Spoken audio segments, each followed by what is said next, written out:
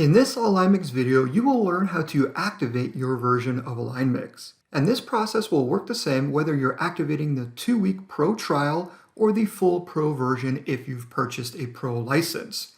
As soon as you download and run AlignMix, you will see a screen like this appear on your computer. It will have a unique ID and a blank for the activation code. So what you need to do now is you need to email the AlignMix team this unique ID.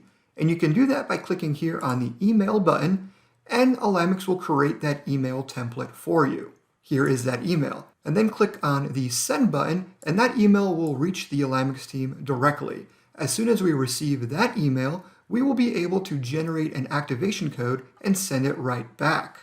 If you have requested a 2-week trial, you will get back an activation code that will activate that 2-week trial. If you've requested activation of your full Pro license, you will then receive an email similar to this with the new activation code.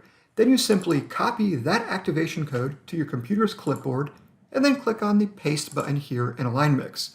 As soon as you paste that code in, AlignMix will load up and then you'll be able to use either the full Pro version or the 2-week trial if you've requested that Pro trial code. And just like that, you've activated your version of AlignMix Pro.